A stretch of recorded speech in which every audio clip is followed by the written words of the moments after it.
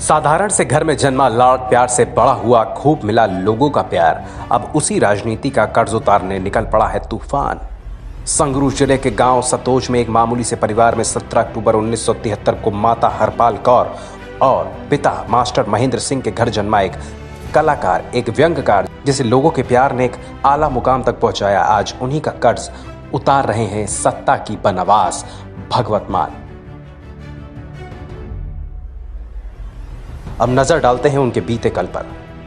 बचपन से ही उनके पिता अपने बेटे को भी अपनी तरह बड़े होकर टीचर बनता देखना चाहते थे, लेकिन भगवत मान का मन तो कहीं और ही लगा था।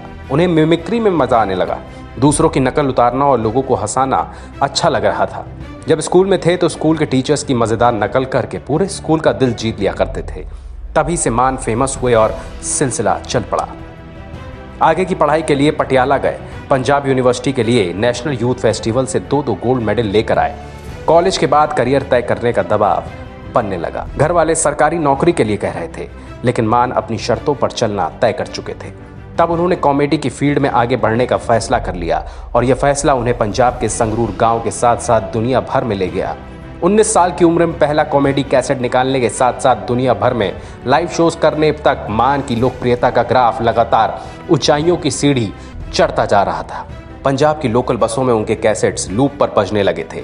फिर आया साल 2005, the great laughter challenge show की शुरुआत हो रही थी।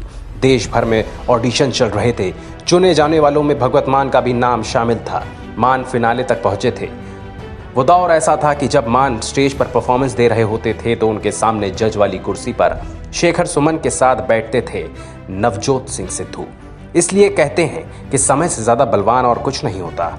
एक अद्भुत संजोग देखिए, एक समय सिद्धू आप में शामिल होने की चर्चा चल रही थी और कहा तो ये भी जाता था कि सिद्धू आपके सीएम कैंडिडेट हो सकते हैं, लेकिन सिद्धू नहीं है। वो कांग्रेस में चले गए।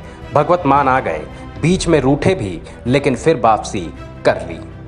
आज सिद्धू कहीं भी नहीं है और भगवत मान पंजाब के सीएम बनने जा रहे हैं। इस सफर की शुरुआत 2011 में हो चुकी थी। मान सामाजिक मुद्दों को लेकर पहले से सजग थे। धरातल पर उनके उतरने का सिलसिला तब शुरू हुआ जब उन्होंने मोहाली में सरकार के खिलाफ एक प्रोटेस्ट में हिस्सा लिया।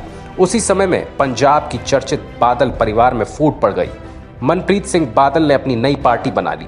नाम था People's Party of Punjab. Manpreet Badal ने मान को मिलने बुलाया। मान मिले और मिलने के बाद वो पार्टी में शामिल हो गए।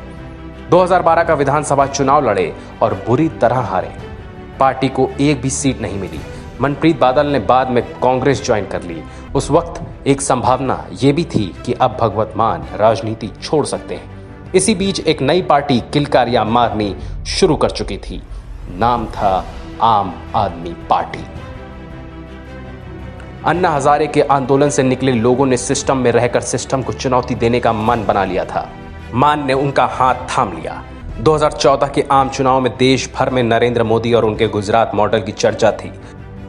चुनाव के परिणाम अभूतपूर्व थे। लंबे समय के बाद किसी पार्टी ने अकेले दम पर बहुमत जुटाई थी। बीजेपी ने कई राज्यों में क्लीन स्वीप किया था। हालांकि पंजाब उनसे टस से मस भी नहीं हुआ। पहली बार लोकसभा चुनाव लड़ रही आम आदमी पार्टी ने कुल 4 सीटें जीती थीं। चारों पंजाब की थीं। इस कामयाबी का श्रेय भगवत मान को गया और अब पार्टी की उम्मीदें बढ़ चुकी थीं। अगली चुनौती थी 2017 विधानसभा चुनाव की।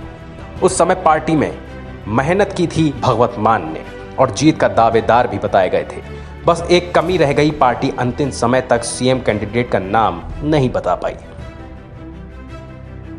भगवत मान के ऊपर शराबी होने के आरोप लग रहे थे। विरोधी पार्टियां इसको लेकर हमलावर थीं। इसके चलते पार्टी को इसका खामियाजा भुगतना पड़ा। आपको दूसरे नंबर पर संतोष करना पड़ा। मान का ग्राफ फिर भी एक बार ऊपर जाने लगा था। विधानसभा चुनाव के बाद उन्हें पंजाब में पार्टी का अध्यक्ष बनाया गया।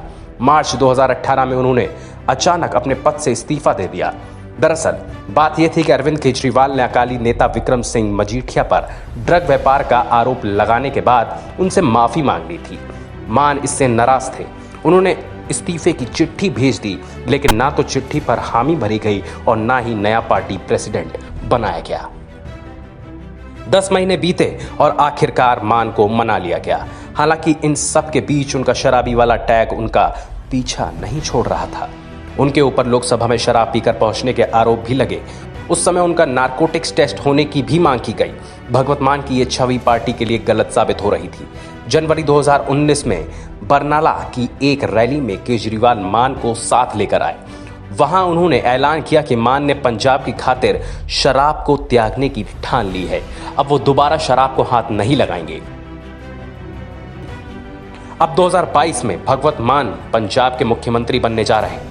पार्टी ने पुरानी गलती से सबक लेकर उन्हें कैंडिडेट घोषित किया था और उनका अनुमान सटीक बैठा। आपने पंजाब में एक तरफा सरकार बना ली और आपका डंका पूरे देश में बज रहा है।